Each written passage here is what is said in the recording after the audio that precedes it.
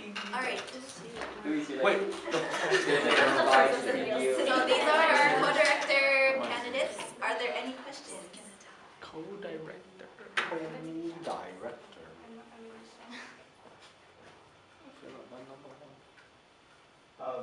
Yes. Just a couple of things. So Abby, if you want to answer that question, feel free to answer the question I posed to the PR if you'd like. And then just one more thing. So I know with with construction in the EMU, it's been a little bit confusing. There is a space for MCC and the LGBTQA right now, but it's in a significantly smaller space. It's in the space over by what used to be known as like Taylor Lounge. So it's basically over by, how do you say it? It's right by the info desk at the end. So yeah, if you would like to come to the MCC, feel free to do that. It's definitely a smaller space though than what we had last year. Or not last year, but last term. But we have an MCC.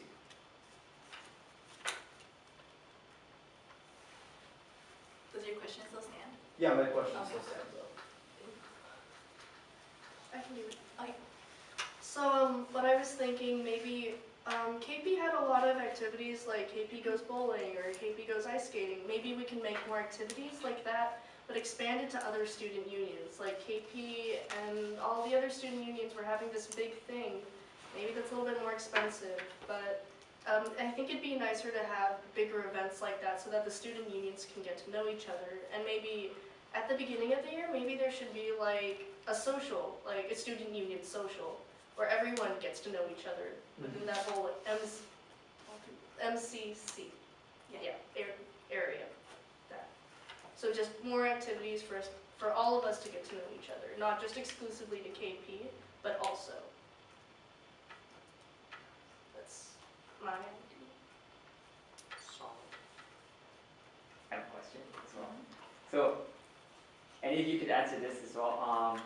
What do you have like a vision for KP like for next year, or do you have like a direction or like a specific goal you want to meet for KP for next year? Could be just one thing or many things? Or Good question. no things? Solid question. My job to ask questions.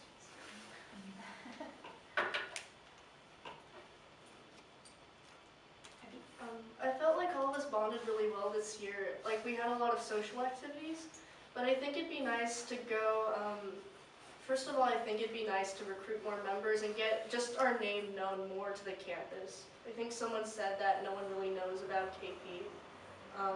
Maybe make our name known more to the campus and maintain those people, like, encourage them to come back. And then also, once all of us are bonded together, maybe we can all work together to help maybe someplace in the Philippines or, expand to more charitable pursuits. So, and together, there's also bonding in that. These answers.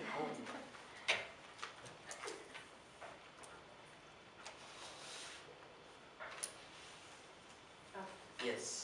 So if you'll finish that question, just to expand off of what Christian said, like as well as your vision, how do you see yourself implementing growth next year? Because I know it's really exciting and we have like a 69% increase. So there's a lot more things that we can do, like instead of fundraising just for us, we can do like charity like you said.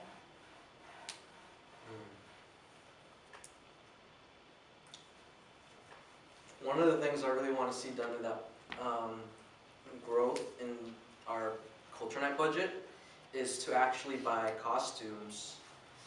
You know how like VSA has like those, and even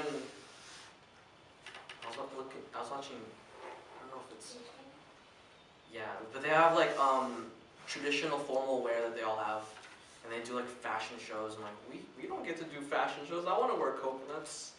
Maglalatic outfits. We don't even have our own Maglalatic coconuts. We should have our own Maglalatic coconuts. So like, I want to spend our money on like things like that, so that could be actually passed on to the next group too, because it's not just a one-time use. A lot of the things that we ask for money is like a one and done use for the year, where it's like we ask for money so that we can bring in a performer.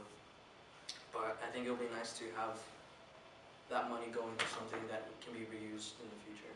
So that's really important.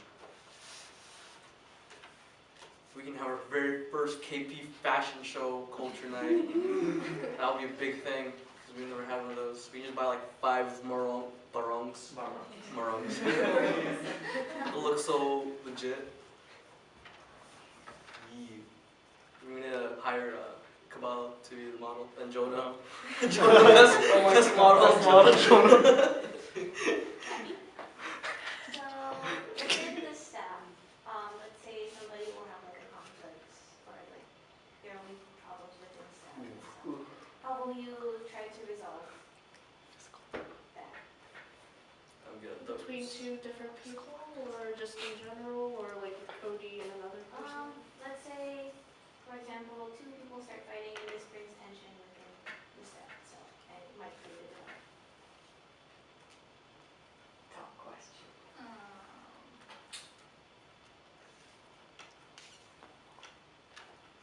It happens. Like with someone who's like mad at me, or there's 2 other people who are mad at each other. You could take them.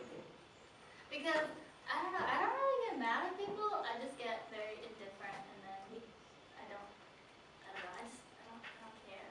Like not like I don't care. It's like I don't care. So I've never really had a problem with other people. So I don't know. But usually if 2 people I see are fighting, I just try to act as normal as possible until they act normal. I think if there was a conflict between 2 other people in staff, as Cody, I think it would be my responsibility to be the middleman and kind of facilitate some sort of, okay guys, we need to talk. We can't let personal things get in the way of how we run this club, that sort of thing. And in order for the club to be run smoothly and to get things that need to be done, we need to decide personal things and just kind of, also the chemistry of the staff is important to how the club will be run. So I think if there were ever a conflict, I would like to step in as a middleman and sort of try to, I guess not solve things, but help things come to a peaceful resolution. Being part of staff for like next year will be my 3rd year. Wow, dude, I've been doing this for a while. If I do it again another year, that's probably why I don't want to do it again another year. No, but I'll do it if I must. But like I've actually experienced 2 different types of staff environments. Like the first year was kind of like rough, where people didn't really voice things and things kind of just went swept under the rug for a long time, and that's not a very great way to handle it. This year, we had a lot of disagreements, arguments, but they were resolved right there and then. We had long and lengthy meetings, but then nothing ever went like unsaid or unheard. It was voiced immediately, and I'm pretty sure Alex and I are still friends. I'm saying Alex because it was just me and her arguing, really. But I think the best way to handle conflict is to not let the conflict become the problem, or like don't take it personally. Like just address the problem, talk about it like in its entirety. Talk about all the pros and cons of what the other person's saying. Acknowledge how your point and their point can possibly converge on something better than what both of you had to begin with. And that's what we had happening a lot, I feel like. I don't know. Are there any other questions? Johnny? So for members who identify with both Filipino community and LGBTQA community, what would y'all plan on doing to make this a safe and welcoming space for members of that community? I've been meaning to implement this for a while. This is in the back of my head. But like a lot of, to be more inclusive in our meetings, we can probably, when we do icebreakers, we can throw in pronouns, preferred pronouns. We don't do that.